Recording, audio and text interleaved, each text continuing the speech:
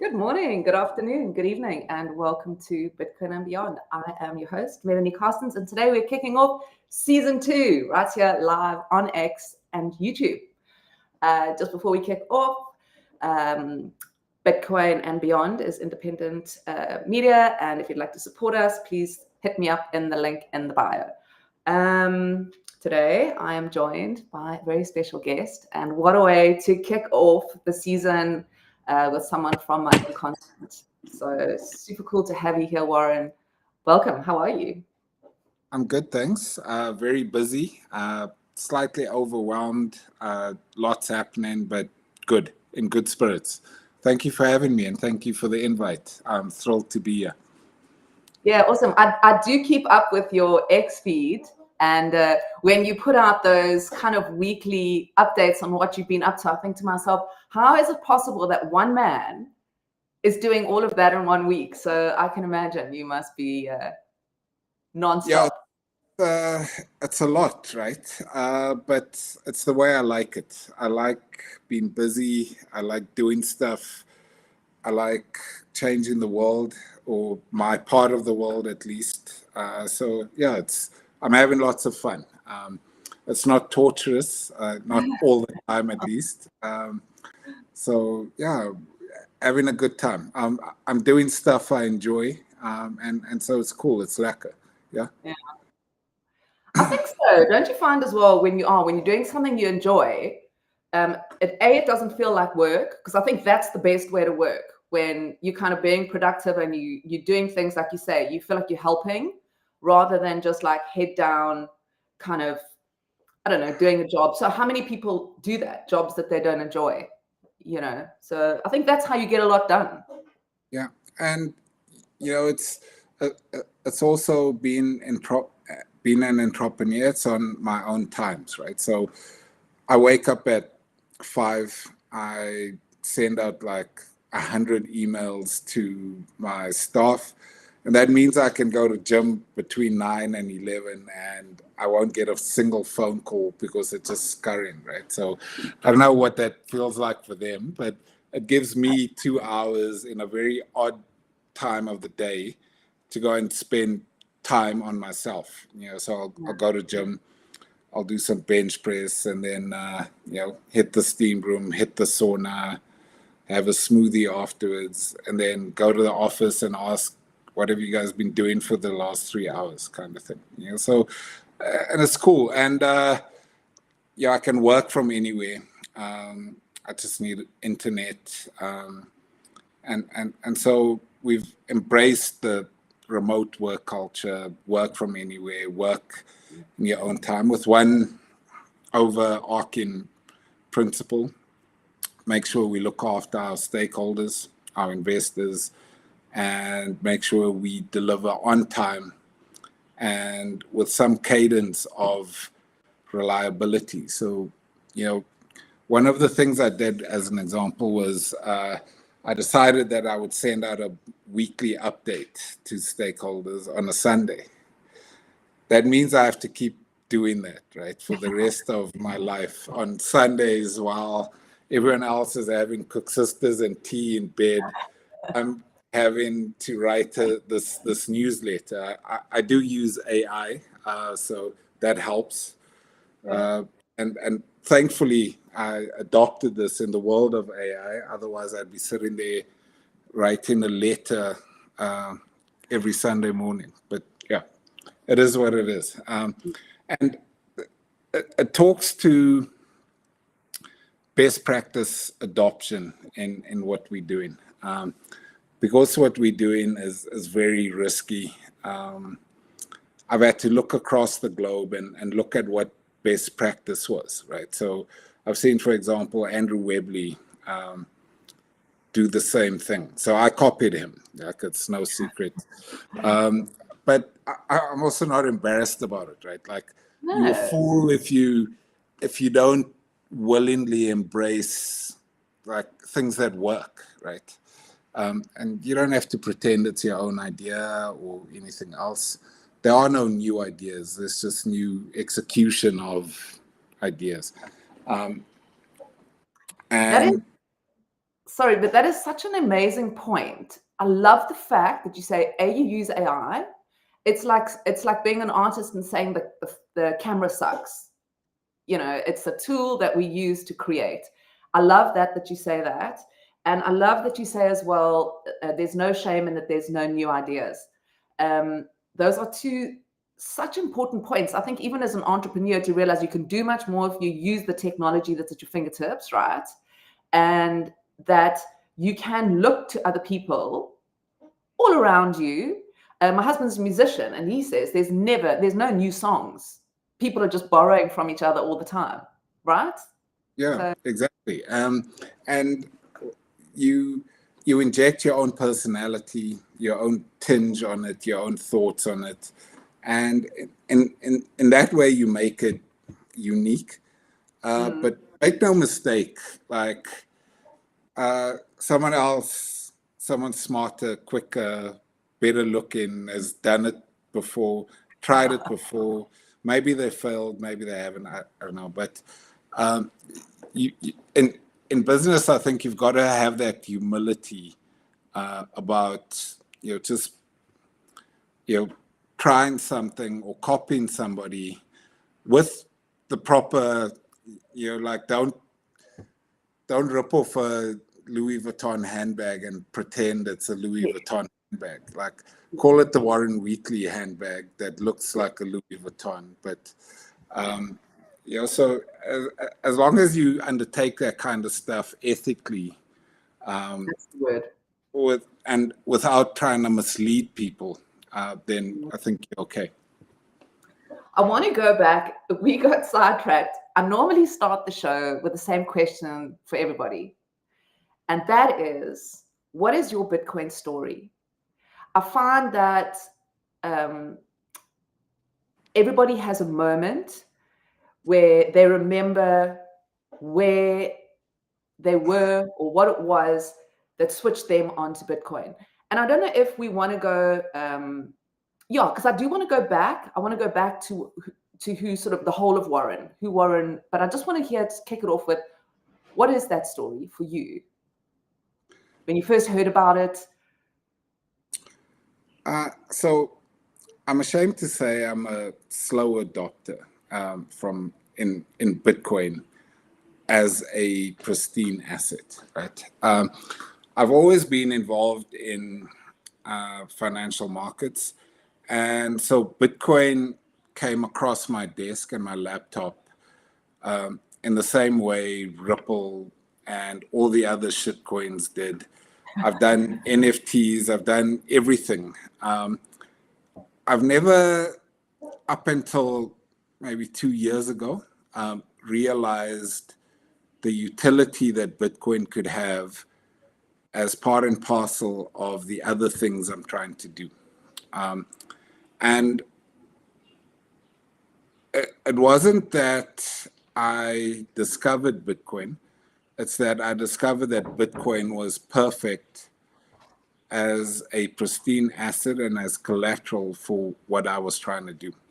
Now, what I've been trying to do for the last three years, at least, is to open up access to financial markets and capital markets for ordinary South Africans and now ordinary Africans.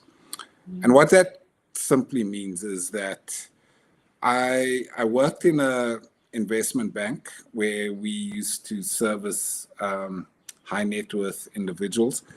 It's called a family office. I used to service and look after very wealthy families and help them with their investment choices, their investment decisions, their balance sheet structuring, and help them access capital for opportunities that hit their desk. What occurred to me back then was that even being a well-paid professional, I was still excluded from those investment opportunities. So something like a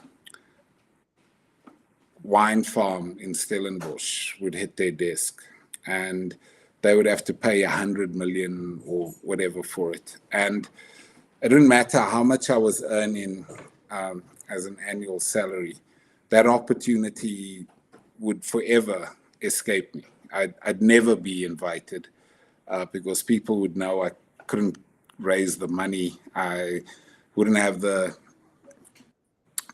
time to remain invested.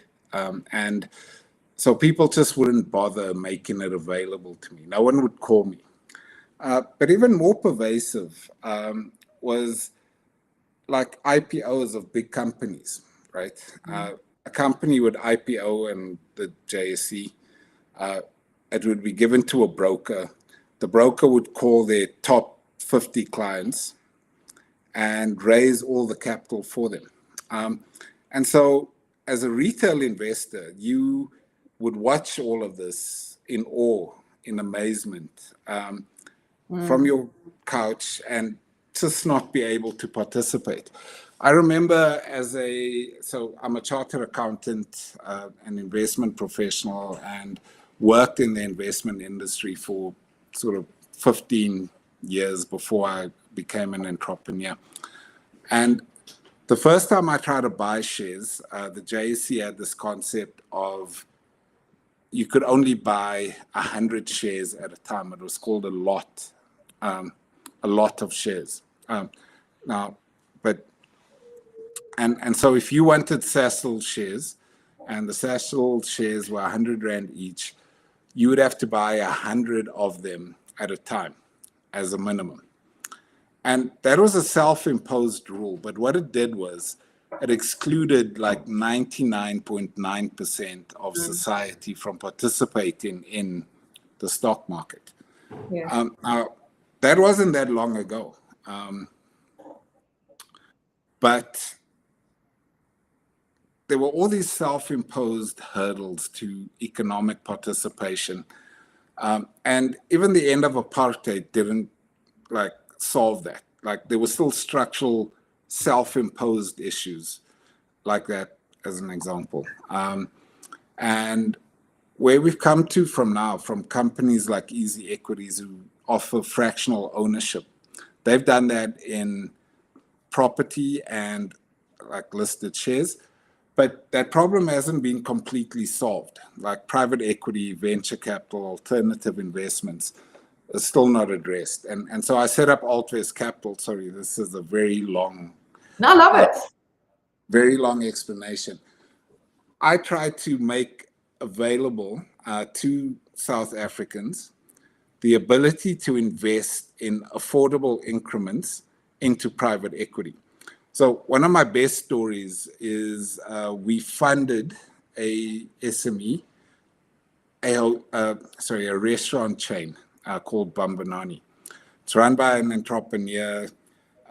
She couldn't even get return phone calls by a bank manager to raise funding. The thought of going public or doing a public raise was completely overwhelming. We met her. She loved our idea. And we raised a couple of million for her to expand to up to 3 stores. And the beautiful part of it is that the capital was raised almost entirely from customers of the chain. Now, imagine that, right? A business being able to raise the capital they need from their customer base. And that's what Altvest Capital was. So it had this dual purpose. Number one, it created a different avenue for SMEs to raise capital.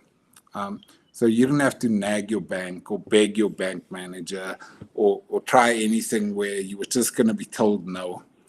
But it also gave retail investors access to unique business opportunities that aren't, there's only so many times you can buy Sasol shares or Naspers. And we wanted to broaden the investment universe. So we did that for this game lodge called Mganu. We had 2 car guards in our office block invest in this property that is returning like sort of 20% per annum, right? And for a car guard to tell his wife and kids, I own a property that owns land in the Kruger Park. I'll never afford to go there, but I can profit from the Germans and French and Swiss who do go there, and I'm getting these dividends, I'm getting these returns. That was what I wanted to create as Altvest. Now, being a small business ourselves, we needed access to capital as well. Now, we also a startup. I'm 3 years old, and we struggle in the same way other SMEs struggle. And what we realized was that this phenomenon of Bitcoin treasury companies and the ability to issue equity with the promise of using the proceeds to buy Bitcoin is something that is being accepted worldwide. If you started a company and said, I'm going to issue equity, and with the cash I raise, I'm going to buy soybeans or maize or gold or oil, there's not much enthusiasm for that. But there is enthusiasm for using that to buy Bitcoin.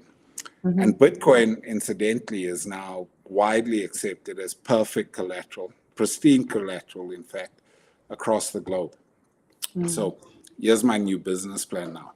I can issue equity, get investors, and we've done that just recently, use that to buy Bitcoin, and use that Bitcoin anywhere in the world to access capital so I can keep funding SMEs.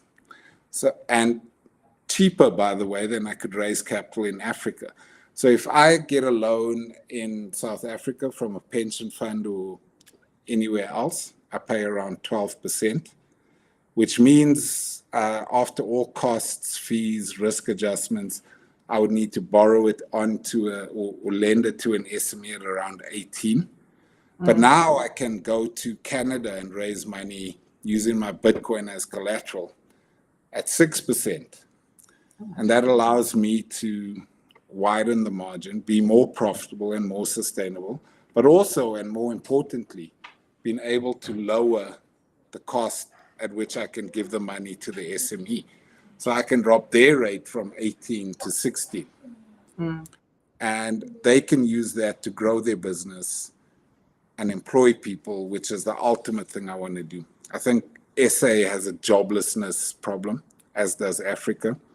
And if we can get more people employed, I think that's going to solve a lot of society's problems. Like if you had a job, you're less inclined to throw bricks, you're less inclined to throw petrol bombs, you're less inclined to burn libraries down and that sort of shit, right? So it solves that kind of stuff. And for me, it's a major passion to create employment. Yeah, and I think just engaged in the economy. You know, I think for me, the lesson in COVID, you know, I've been, you know, lucky my whole life to have money, maybe not a lot, but money in my wallet, money in my bank.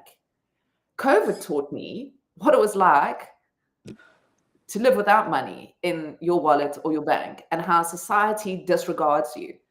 So I think what the beauty to me of what we're doing here with Bitcoin and, you know, just so elegantly with what you guys are doing is allowing people to engage with the economy, maybe on a tiny level.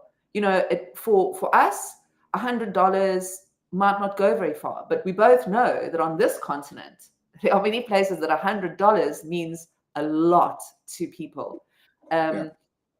So I admire you for what you're doing. And I think you are so on the money, or, you know, and on the money, I mean on the money by this country. And if I look at Bitcoin, it's like that code was written for us. It was written for people like South Africans, you know, who want to engage on a global platform as well, right? Yeah. Do you think? Sorry. Yeah.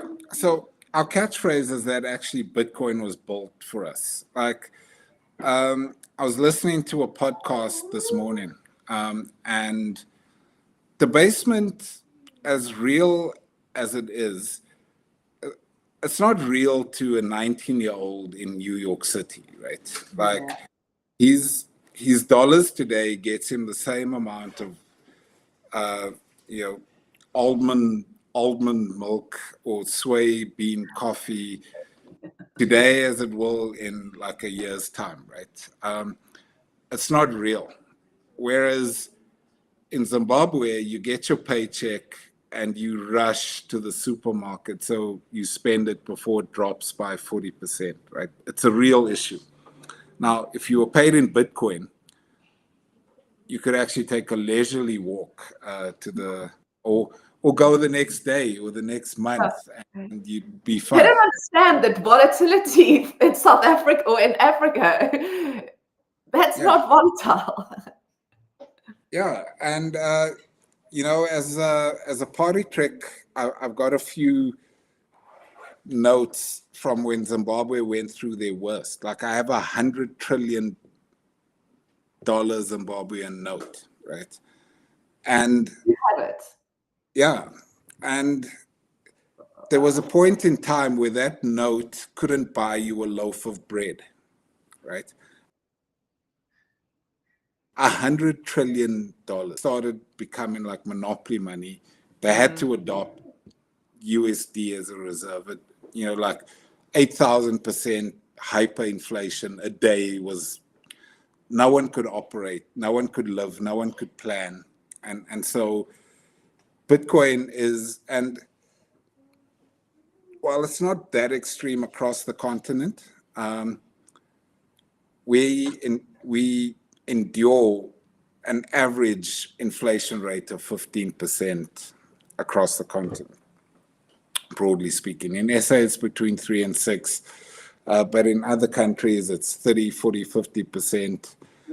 And so hard money is an absolute requirement. Now, the difficulty is across Africa, we've got these things called exchange controls, where governments are terrified that their citizens will take their money out of the country and put it in Switzerland or the US.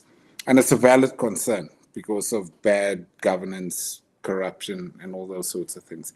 But exchange controls exist from SA all the way through to Egypt, right? Now, if you've got exchange controls, it's very concerning if your citizens can put $1 million onto a memory stick, jump into a boat or a plane, and just fly off with it. As a consequence, almost every country in Africa, and there are 54 of them with 1.5 billion people, has some fractured, disjointed relationship with crypto as an asset class. And that means it's either impossible or very difficult to invest in Bitcoin across the continent. And one of our plans is to have a regulated listing in those countries. So we've done it in Namibia to kick off, where you can get exposure to Bitcoin through a regulated instrument on a regulated, well-governed exchange. And that, in the first instance, takes away the risk for the investor. So, a lot of people have been scammed through some dark web type projects and that kind of stuff. But also for the regulators and the governments in those, the fact that it's as engineered, the fact that it's as organized, governed, on the one instance, they know the money is staying in country. But, for the investor, they get the economic exposure without the sovereignty of being able to leave with it, of course. But you can't solve you can't solve every single problem yourself. So we want to solve the economic exposure problem.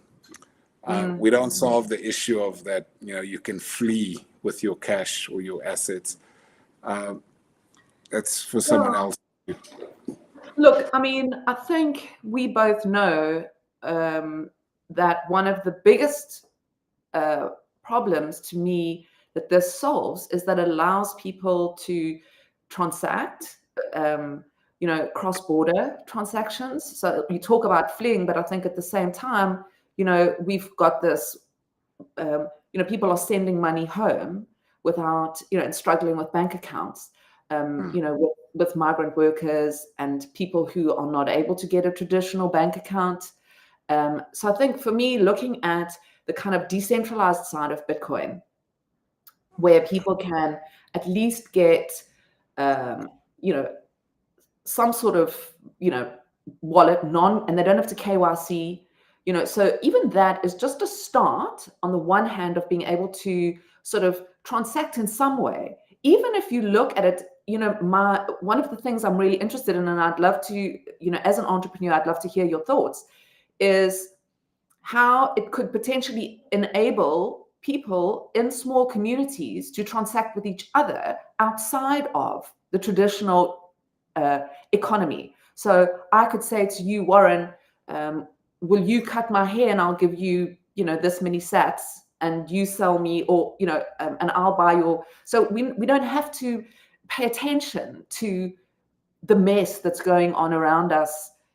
It's the same really what you're talking about with having people, you're not looking with Altvest, you're saying people are exposed to investment that are not inside the traditional ways of being exposed. Yeah. So I've got thoughts on that, right? So I think absolutely necessary for Bitcoin adoption and for it to take its place in the world stage of currency, store of value, etc. It needs both. It needs to achieve two things, right? It needs to become an investable grade asset, which I think it largely has become. But simultaneously, it also needs to be a form of currency.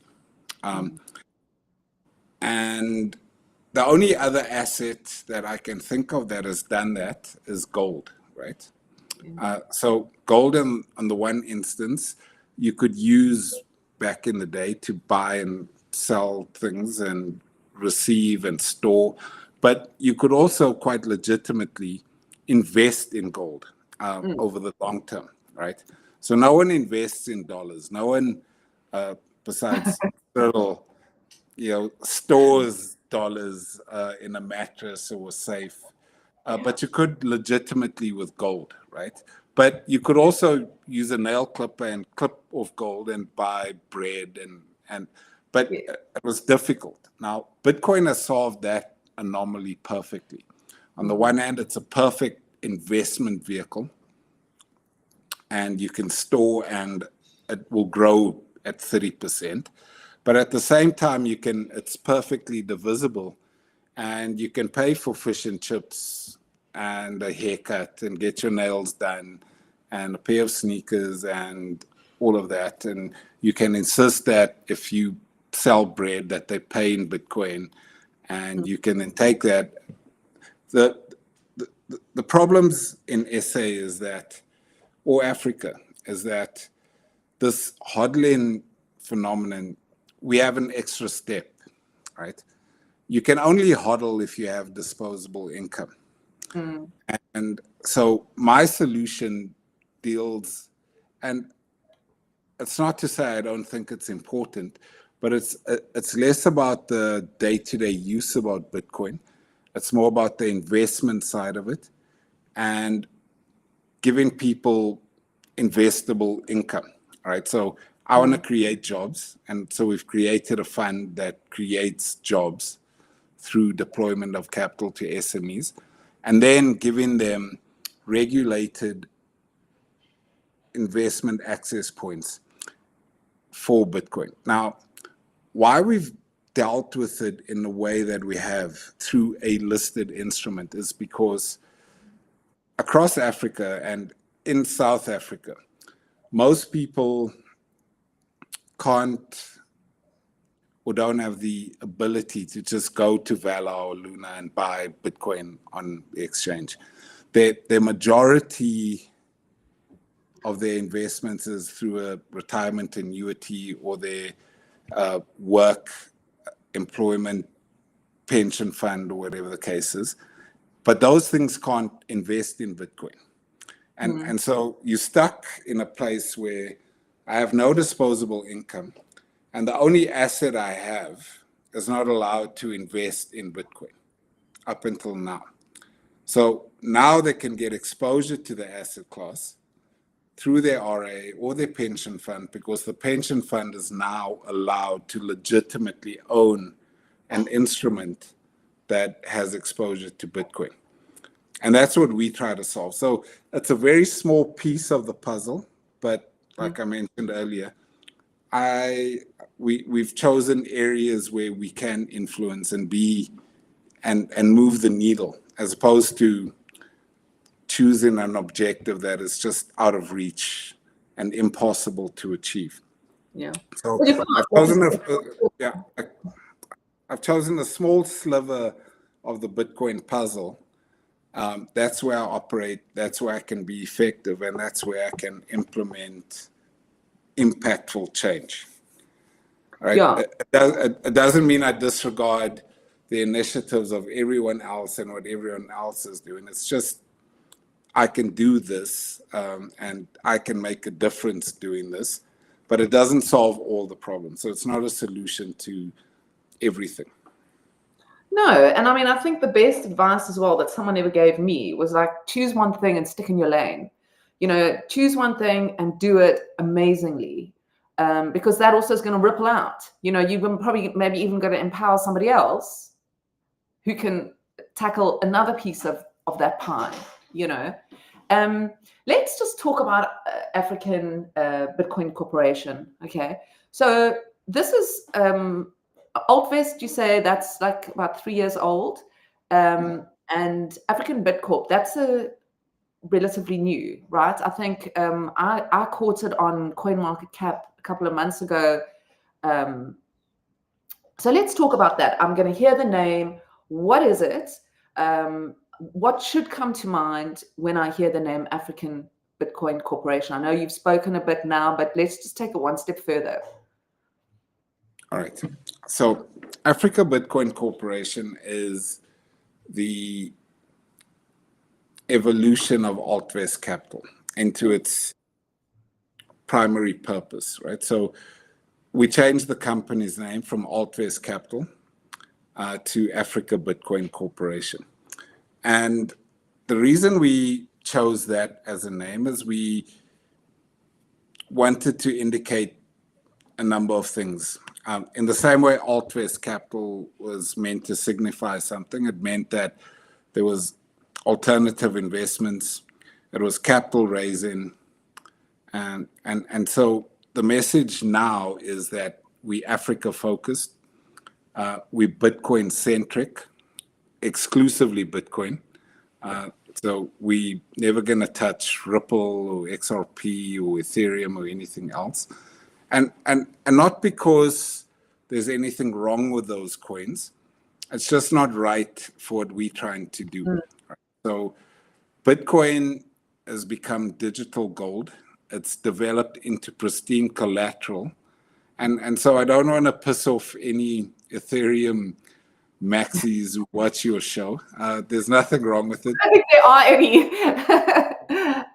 You know, have at it. I just don't have use for it in what I'm trying to do. What I have use for is an asset that is recognized by capital markets in the same way, irrespective of where that Bitcoin is housed. So whether you're in Niger, Egypt, Ethiopia, or Switzerland, a bank or any other capital market participant views it in the same way. So if I try to raise money with Egyptian government bonds in Switzerland, they may not give me the loan to value I want, right? Or if I tried using Nigerian property as collateral in Canada, they maybe They're not good on it. not enthused, right? But Yeah. you can take Bitcoin and you can have the same discussion around the econometrics around it in Canada, Japan, Beijing, or Pretoria, right? And the same characteristics are applicable. And so for me, and what I'm trying to do, it's become the perfect asset.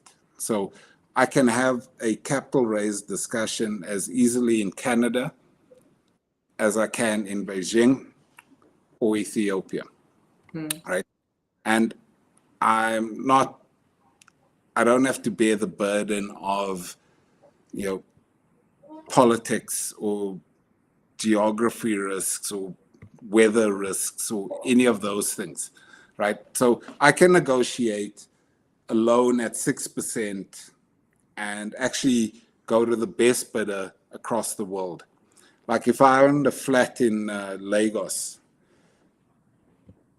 you would struggle to have the same kind of conversations in Canada or Beijing or Tokyo, right? It's not the same.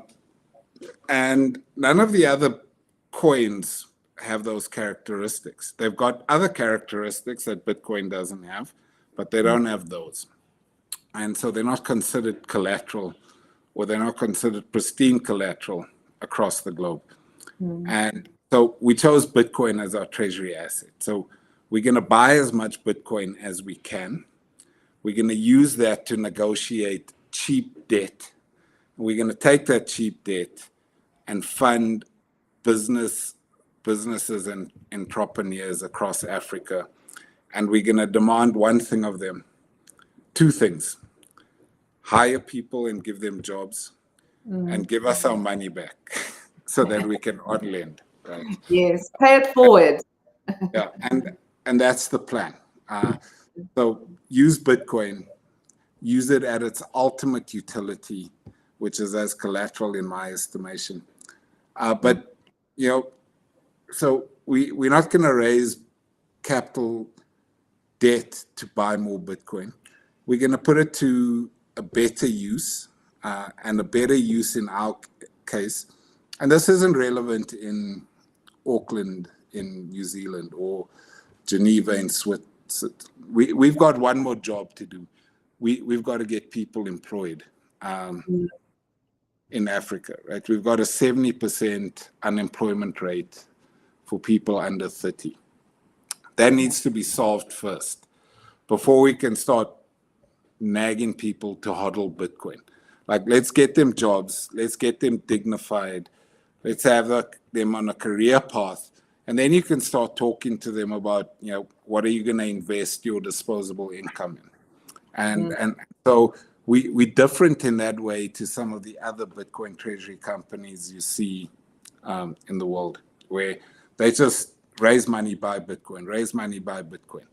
We've got one extra step to do, and that is to empower entrepreneurs, empower businesses, and create jobs. That's it. Like, we've even worked out on my latest slide deck how many jobs I can create with every Bitcoin I buy. And that number's 5. For every Bitcoin that ABC buys, we are able to leverage that to create 5 jobs. Wow. And that's a metric we're going to be showing. So people know, like, if you're the Norwegian Sovereign Wealth Fund and you give me money to buy 10 Bitcoins, you'll know that I've used that money to create 50 jobs. Right? And that's where we're different. It's not just about accumulating Bitcoin. In a way it is, because now I know that the more Bitcoin I have, the more jobs I can create. But I need to create this balancing act where not everything is used to buy Bitcoin, but I can put that Bitcoin to use to create jobs. Yeah. And I do that through funding SMEs. Yeah, I think that's it. You mentioned the Bitcoin, kind of this idea of hodling biltong, I said hodling biltong, hodling Bitcoin and spending Bitcoin. There's this very confusing message that is out there of people saying, this is an an asset that you can hold. So you've got sort of that side of the camp, and then you've got the camp that says it's must move. And I mean, I don't think, and if it's a vault, if that's all it is, then it's also going to lose its value.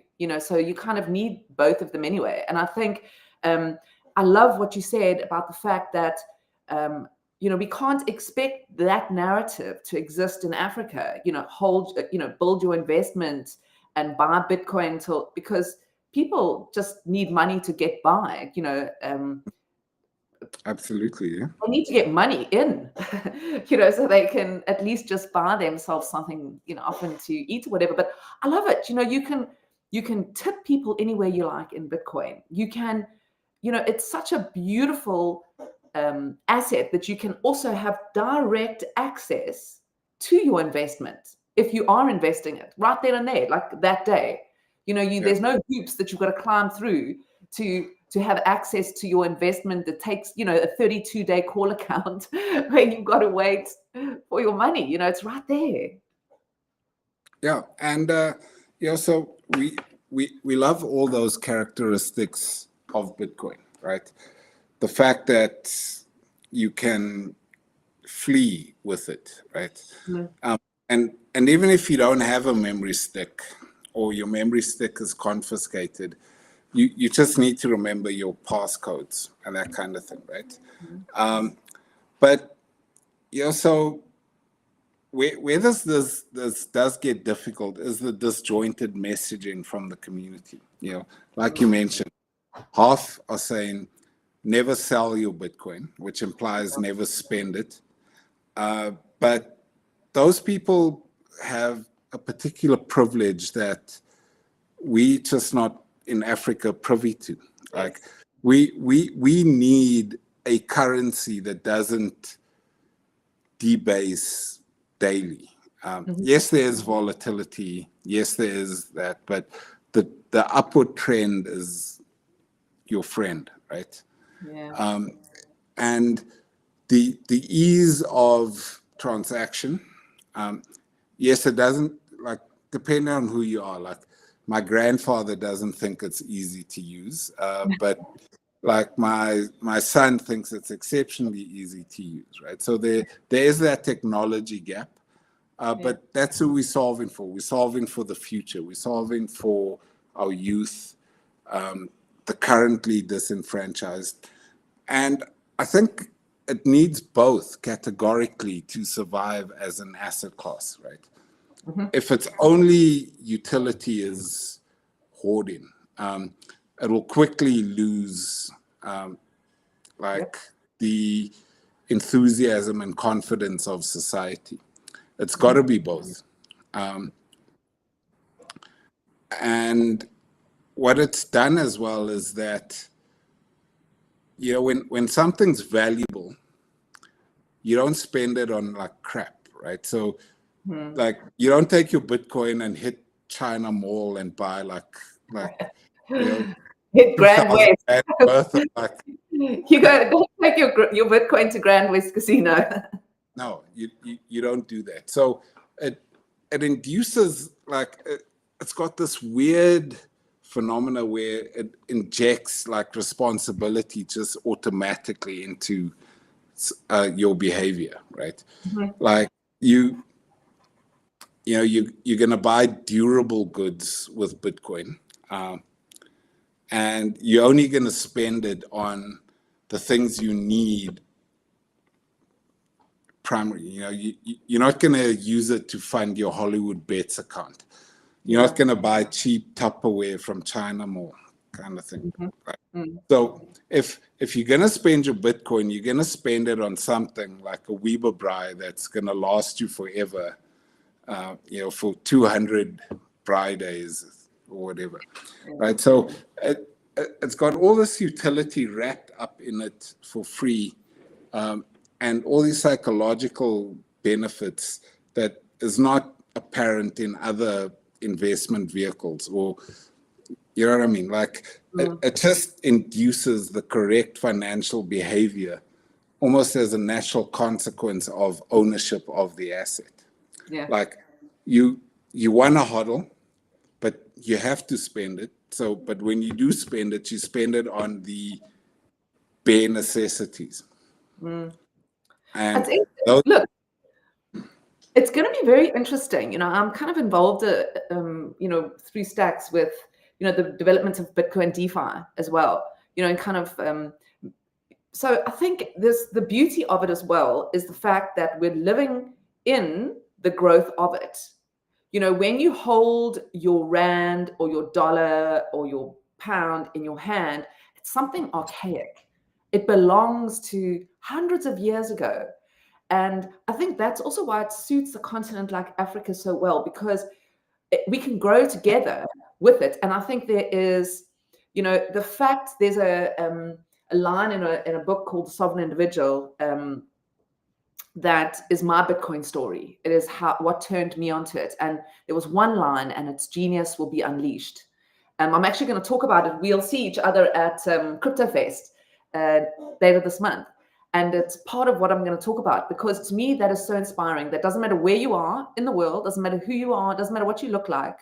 You need an internet connection and a phone. And with AI and Bitcoin, you have access to all knowledge and to an international economy. So that is why I think I'm so fascinated with your story as well. And I kind of want to go back to that as we move towards the end of the show. But because that you are bringing that into our country, into the African continent, and there is international attention on it. You know, our continent is ripe for what you're doing, because like you say, you can take your asset here in Africa. It's not a rand, you know, it's not an apartment in Lagos or a spaza shop in Zimbabwe, you know, or whatever it is. We're on equal footing. We're all on equal footing. And I think that is a strong thing for you and me as Africans. I think that means a lot more rather than that young guy on his way to Starbucks with his dollar. Yeah. And there's an important psychological issue with that, right? And if you think of the game Monopoly and how callous and laissez-faire we are with Monopoly money, and it's not too different. Like if you think about your behavior, if you draw 1,000 Rand from an ATM, right? How different that is to like if you own shares, and if you wanted to buy something, you first needed to sell the shares, wait for the money to come, and then buy it, right? And Bitcoin has this similar sort of impact on people's psychology around money and what they spend it on.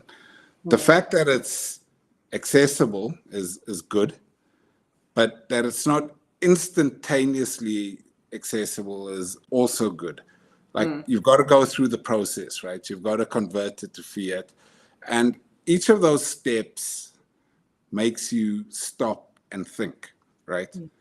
So like if you just had a $200 bill and like you walk past a biltong vendor or boerewors roll vendor, like you just hand the money and you get the boerewors roll, whether you are hungry or not. But like if you have to convert the money first and then buy the boerewors roll, you actually stop and think like, am I actually hungry? Like, should I just wait for dinner and, you know, then eat then? And that is an important point. And the fact that you've got that freedom anywhere in the world to make those similar choices, right? So, you know, I'm old enough to remember a time where if you went overseas, you had to buy traveler's checks. And that created the same kind of stuff, like the same kind of thinking, like, how much traveler's checks am I going to do? Or, you know, getting bank approval to move with your credit card. But now, Bitcoin solves those issues. Like you can spend it anywhere, anytime. And And yeah, it's like this really just cool sovereignty that gives you independence, freedom, and yeah. And what we're creating now is mechanisms for you to save in Bitcoin. Tell me about that. Tell me, I am now Melanie, and I'm watching the show, and I see you, and I'm thinking to myself, okay, I'm going to hit Warren up because I am just Melanie, and I want to hit you up, or I'm Melanie with an idea, and I want investment, or I want to grow what I'm building. Are both those Melanies able to work with you? Just sort of guide me through that. Somebody who's listening and they're thinking, oh my God, I love this. I'm on the continent. I am going to DM Warren after the show. All right. So let's talk to Melanie, right? There's Melanie, the podcaster, and who's running Bitcoin and beyond. So you could approach me as a business and say, I've got a podcasting business. I need 2 million Rand. I want to build a studio. And I want to make it the most amazing podcasting studio ever. Can I get 2 million to build this? And if the metrics stack up, you will get the 2 million to build the studio. And then you've got Melanie, the person who enjoys the profits of the podcast. So you've got 10,000 rands a month to spare. And you could then also approach us and say, well, I've got this to invest. What do you suggest I do? And we might say, buy some Bitcoin, because that's the ultimate way to own Bitcoin, direct ownership, cold storage. Alternatively, if you've got a retirement annuity or tax-free savings plan and your money's trapped in that, you could buy shares in ABC to get exposure to Bitcoin. So our product is designed for people who can't readily access Bitcoin with disposable income. So it's pension funds, it's endowments, it's RAs, it's tax-free savings accounts.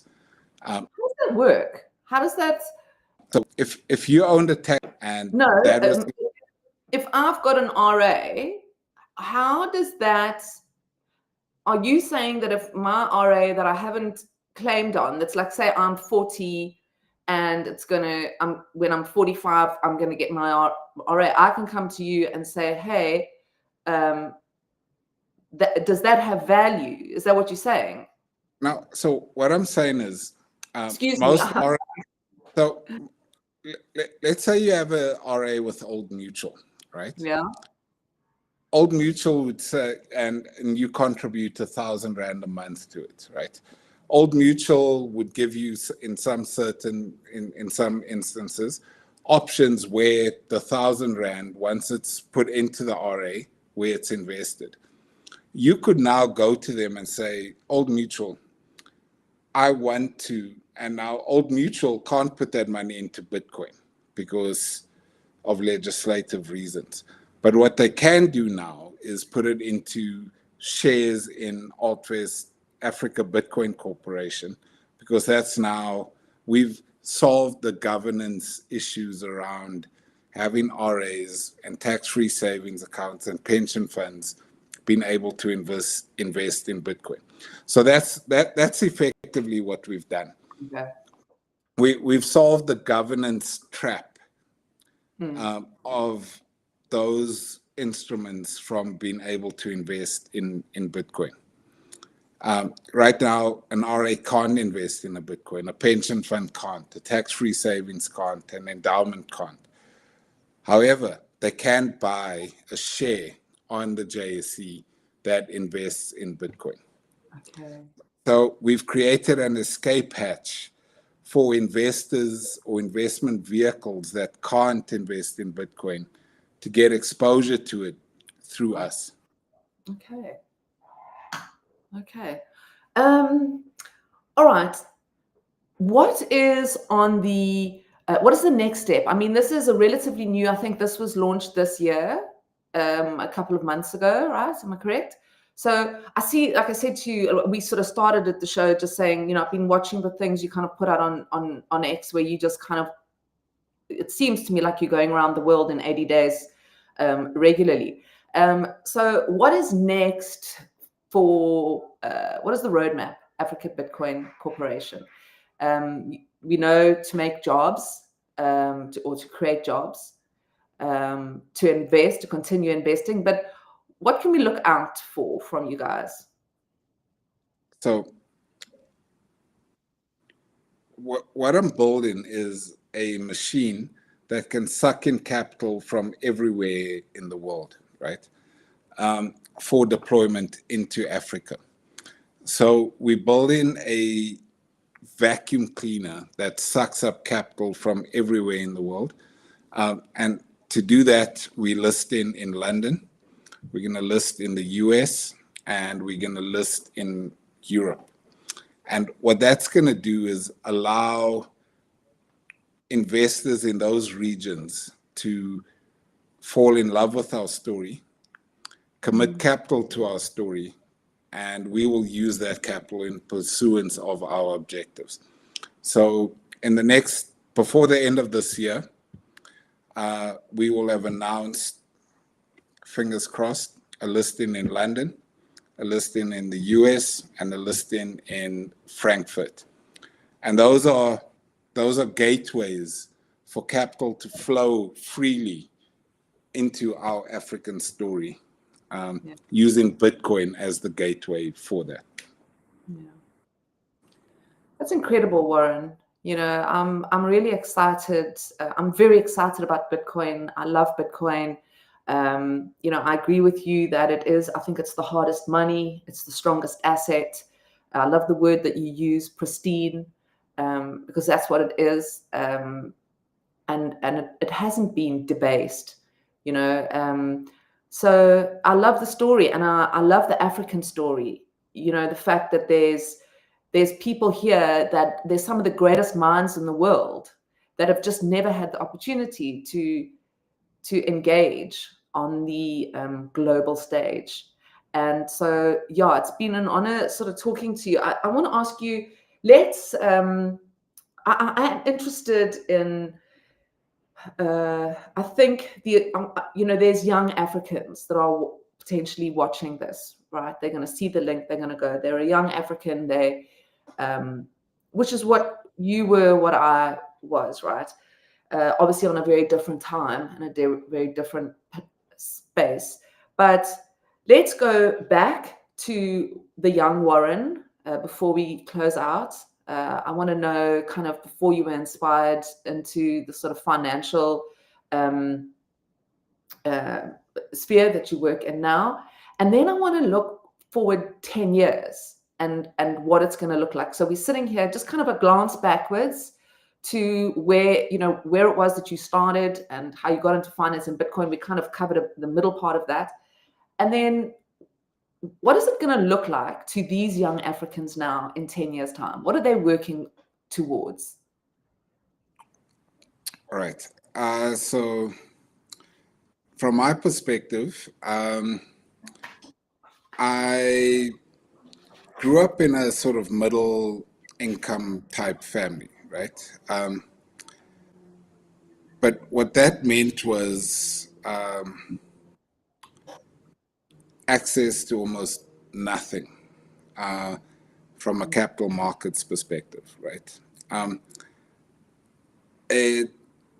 My parents scraped money together to get me to a private school. And there was something, it was jarring at the time, but being the poorest kid in a school, like if you have the right mindset, like where I grew up in a colored township, everyone was like equally poor or equally rich, right? Like whichever way you looked at it, right? Yeah. And so you had no one had private jets. Everyone was like just on the same level, right? Like when someone got a TV, almost every family got a TV in the same way.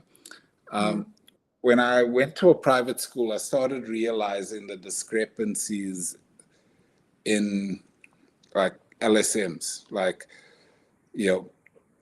and you realize that when you take in taxis to school and other kids are driving to school in BMWs, kind of thing, right? Mm. And the first thing is like, you mustn't develop jealousy because it's a bad trait. You mustn't develop envy, and you must allow that to encourage ambition in you. So understand the art of the possible, right? And realize that you have all the tools in you to achieve that. Like that lesson can be poisonous, right? It can lead you to burning down things, or it can lean you into building yourself up to achieve those things. And it's important you choose the right fork in that road. Like, understand that there are wealth discrepancies, but none of it is out of your reach if you make the right choices, right? And every day it's a choice. Like, if you choose jealousy, if you choose envy, if you choose the dark arts, you will stay there, right? So look at it as something to aim for, as opposed to something to break down. Like that's what I did, right? I looked at this and I thought, I don't want to be poor. And those people being poor doesn't solve that problem. Like, you mustn't pull people down. You must reach up, right? That's an important thing, right? Like, Beautiful. don't make billionaires millionaires to make yourself feel better.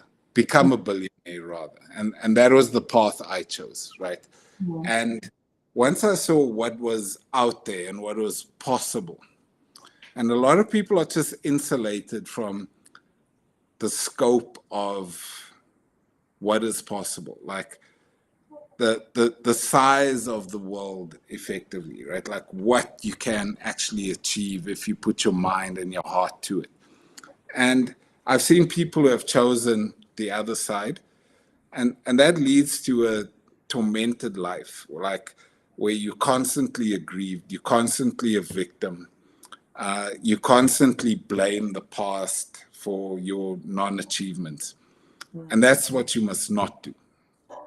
Yeah. What you must look at is what is out there, what you can reach out for, and go for it.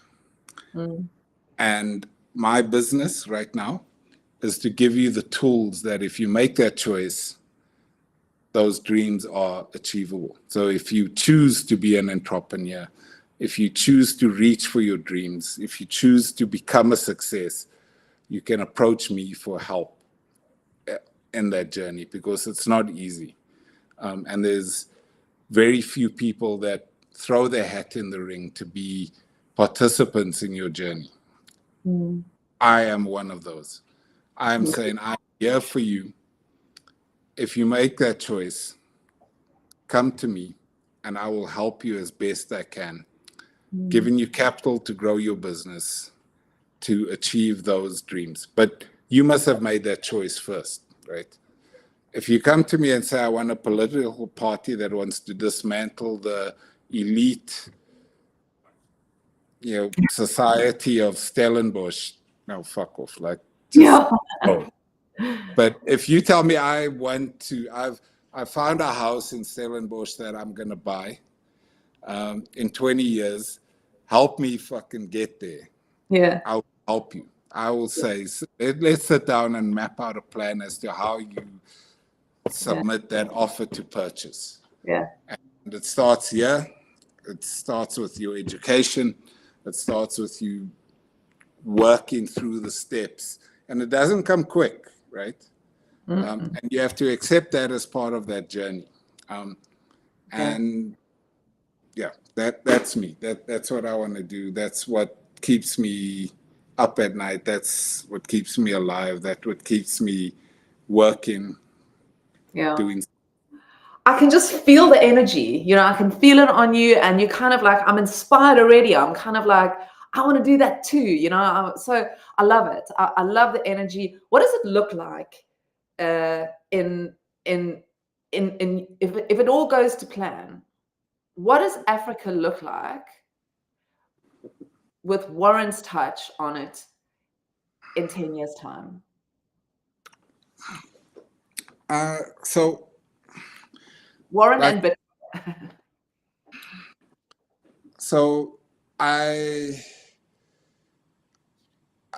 don't think that big, right? And don't take that in the wrong way, but like I don't think I can change Africa. Right. But if I can change the trajectory of 10 people's lives where they've created jobs, they've created lives worth living for themselves, then that's enough for me. So like, it's about choosing tasks that are achievable. There's this video I like watching about, start your day with making your own bed, right? Yeah. And it's about doing what's achievable. And it's why I have like problems with when people choose roles or jobs or tasks that are just outside of the realm of possibility, because it robs them of accountability for failure. Like if you decide I'm gonna, I want to try and tackle like climate change in the world, right? Like you have every excuse in the world why you haven't dropped the temperature by 2 degrees. But if you give yourself a more manageable task, it's like, I'm going to ensure that the 2 hobos in our road are going to have jobs by the end of the year.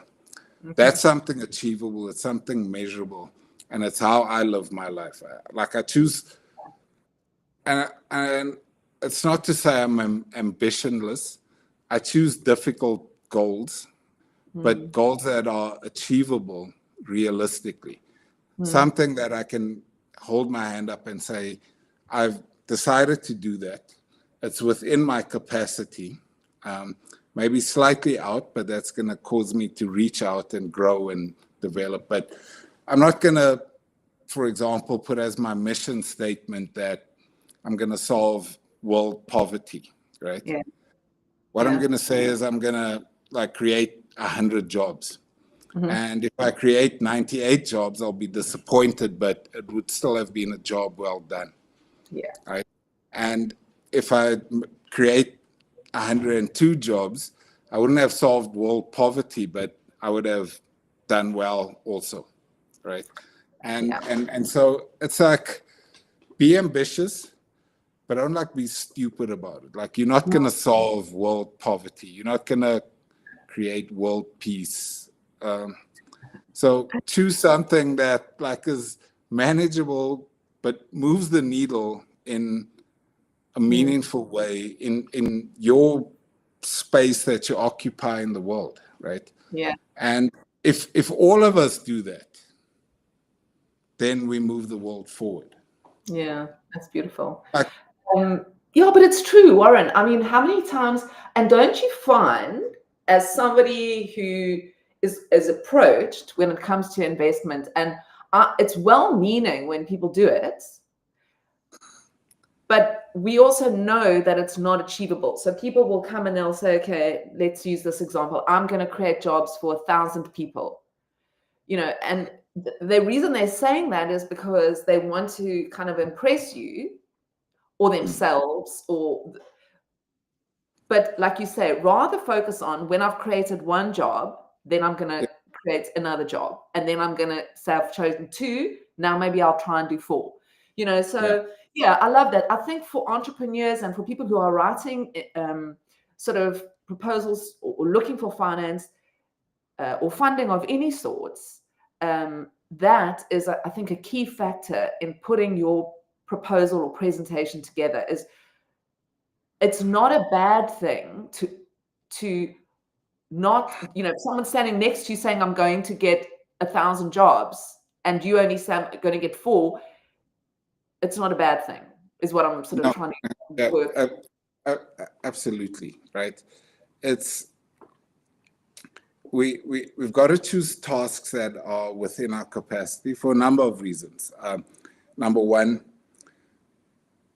it actually demonstrates to me that you're actually serious about doing it, and like you've actually sat down and thought about it, right?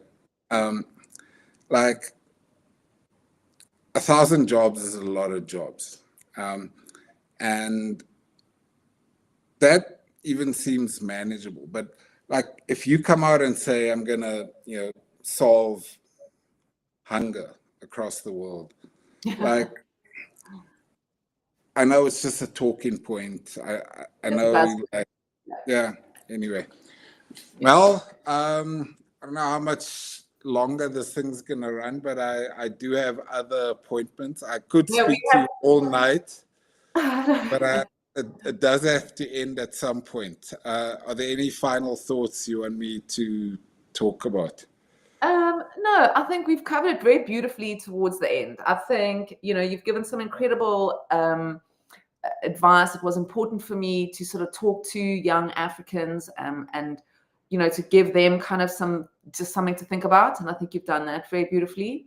So no, I feel very inspired and very, very thrilled to have had you on the show. So yeah, I would love to have you on again. So as the journey goes, maybe once you've had those listings, we can come talk about it. And otherwise, I'll see you in November. But yeah. On that, I've had to give up that slot. We're going to Amsterdam to do the Bitcoin Amsterdam. We're doing keynote discussions there. Oh, wow. So I'm sorry, but well, at least I've gotten to see you now. It'll have to be next year. Yeah. All right. My offer is I am open to being. I've loved the discussion. I've loved how casual and relaxed it was. I love your style of interviewing. So I'm happy to be on as often as you would have me. All right. I might take. What about a co-host? We could do the Warren and Mel show. One day, maybe. All right. Cool. Yeah, thank you so much.